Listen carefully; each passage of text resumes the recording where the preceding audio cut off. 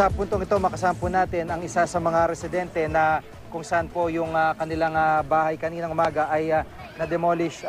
Pasok po kayo dito. Ano pong pangalan po ninyo? Rosel. Aling Rosel. Sa ngayon po, yung pong pamilya po, nasan po yung pamilya ninyo? Andito po dyan. Nagbabaklas pa ho kayo? Hindi na, tapos na, binaklas na kami. Kami kauna-unahan binaklas. Opo. Anong plano ho nyo ngayon? Wala kaming magawa, wala naman kaming pera para pa. Opo, kayo ba gaano katagal na naninirahan dito sa lugar? 10 years na. 10 years na po. Saan po probinsya nyo? Samar. Samar po.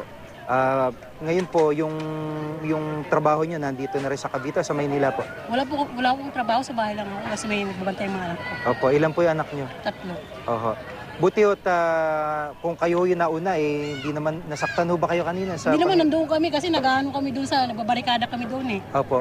Yung pong nabanggit na, kumbaga meeting para ma-demolish kayo, yung pre-demolition conference, kayo ba'y nakadalo doon dati at naabisohan kayo na darating talaga yung araw na mapapaalis po kayo dito? Nabisuhan naman kami. Opo, kaya lang po.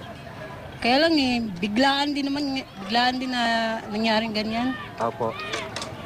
Sa ngayon pansamantala, saan po kayo magpapalipas ang gabi?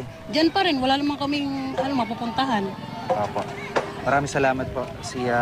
Isa po sa Aling Rosel, isa po sa mga residente dito na yun nga po nawalan ng tirahan at na-demolish po. Kauna-unahan daw po yung kanyang bahay na naalis dito at may 10 taon na silang naninirahan. Bagamat nagkaroon nga po ng pre-demolition conference ay nalaman din naman niya na sila papaalisin, pero sa isang banda ay nabigla pa rin siya sa pangyayari po kanina. Samantala, kaugnay pa rin ng demolition kanina ay sinabi ni LB Luza, yung nakausap natin dito kanina na miyembro po ng Kadamay, na hindi pa raw sila binabalikan ni Mayor Strike Revilla. Sinusubukan po natin na kunin ang payag ng alkalde, maging yung kanyang chief of staff, kaugnay pa rin ng ito. Pero hanggang sa mga sandaling ito ay hindi pa po namin sila nakokontak pa rin.